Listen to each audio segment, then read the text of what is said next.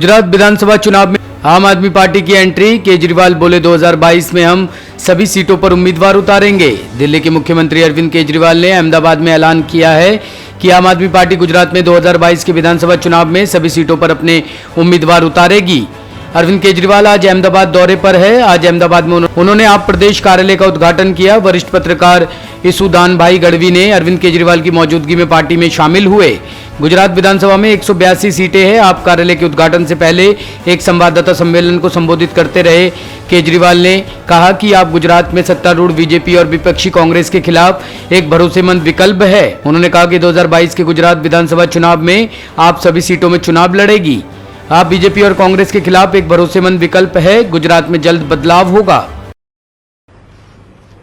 आप सब लोगों को मेरा नमस्कार।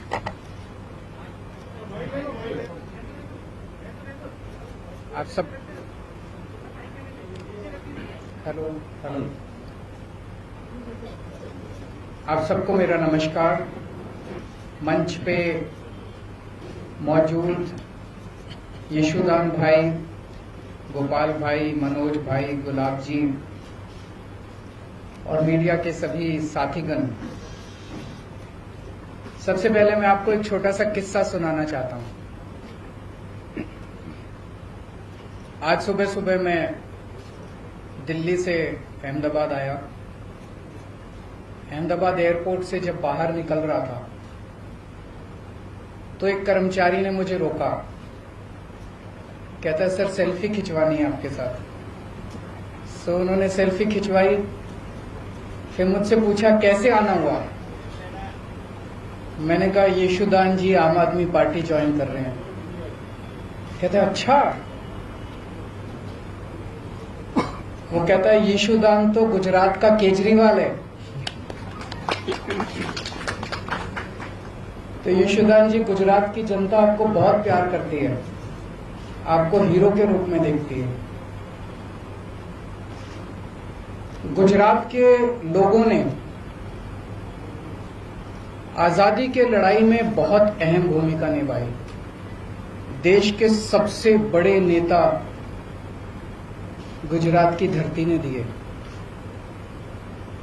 और केवल नेता नहीं दिए, आम लोगों ने भी आजादी की लड़ाई में बड़ी बड़ी शहादतें और कुर्बानियां दी। देश आजाद हुआ, पूरा देश रियासतों में बटा हुआ था। फिर सरदार पटेल ने बीड़ा उठाया कि देश को एक करना है। रात दिन 24 घंटे मेहनत करके उन्होंने पूरे देश को इकट्ठा किया। उसके बाद क्या हुआ? पिछले 75 साल अधिकांश कांग्रेस और बीजेपी की सत्ता की कहानी है। और आज गुजरात की जो हालत है वो बीजेपी और कांग्रेस की सरकारों की कारस्तानी है। पिछले 27 साल से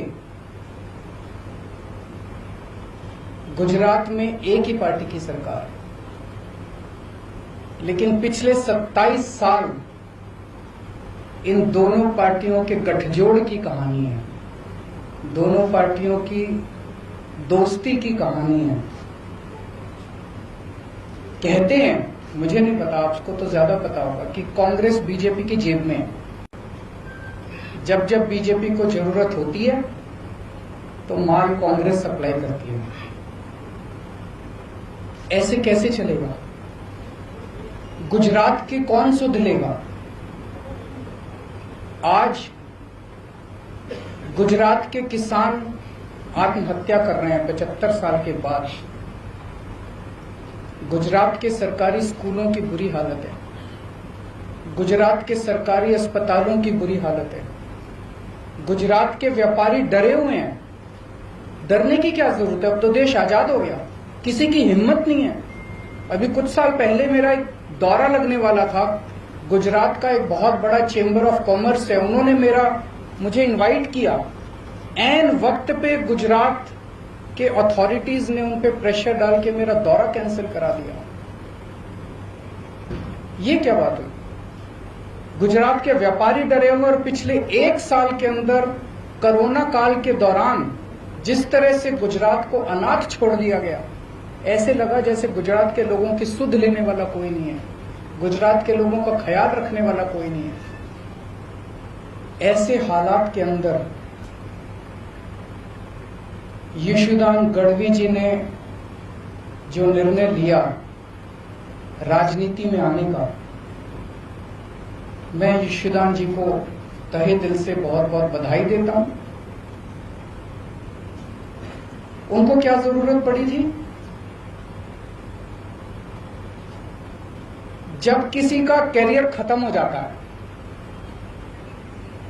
जब किसी को कोई पूछने वाला नहीं होता, तब अगर कोई छोड़ छाड़ के राजनीति में आए तो समझ में आता है। लेकिन अगर कोई अपनी करियर की पीक पे अपने करियर को लात मार के राजनीति के अंदर आए तो वो गुजरात की जनता के लिए आ रहा है। पिछले कुछ सालों से यशोदान जी अपने टीवी चैनल के और अपने कार्यक्रम के जरिए एक एक आम गुजराती की आवाज बने हुए थे, उनकी आवाज उठाते थे। लोग उनके साथ अपने आप को रिलेट करते हैं। आज गुजरात का हर व्यक्ति यशोदान जी के साथ रिलेट करता है।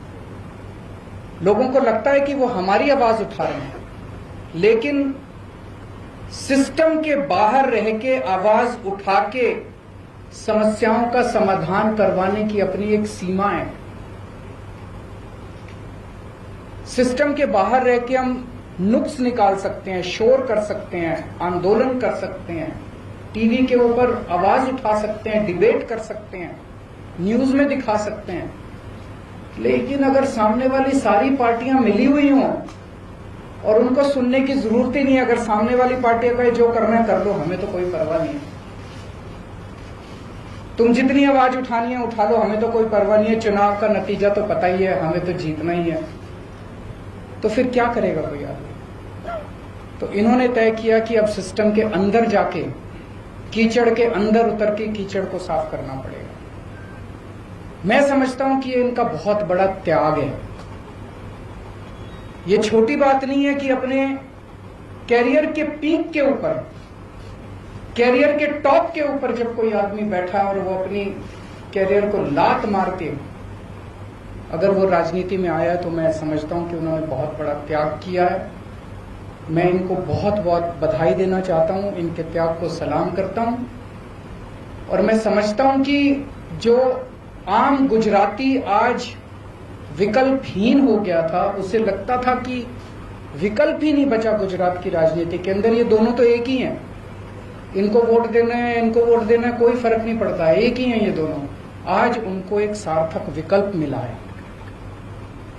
गुजरात के अंदर बैठा हुआ भी हर आदमी देख रहा है कि अगर दिल्ली के अंदर बिजली मुफ्त हो सकती है, 24 घंटे बिजली हो सकती है, तो गुजरात के अंदर बिजली इतनी महंगी क्यों है?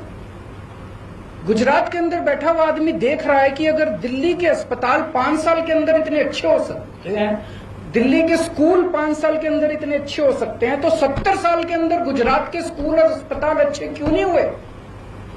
अब होंगे, अब बदलेगा गुजरात।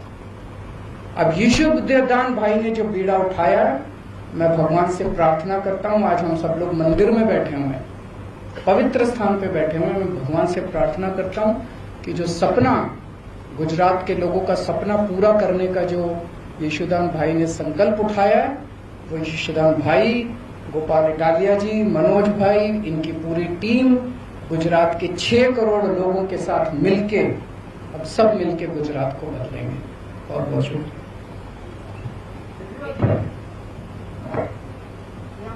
गुजरात बदलने की बात कर रहे हैं तो 2022 में असेंबली के इलेक्शन भी आ रहे हैं। आम आदमी पार्टी यहाँ की जो 182 सीट है वो सभी में कैंडिडेट खड़ा रख देंगे, सभी में कैंडिडेट खड़ा करेंगे। क्या रणनीति क्या है? बताएंगे, अभी तो शुरुआत है। रणनीति ना बताओ, मुद्दे तो बता सकते हो, कौन से मुद्दे को लेकर गुजरात में आज लोग मुद्दे जनता तय कर रही है। आज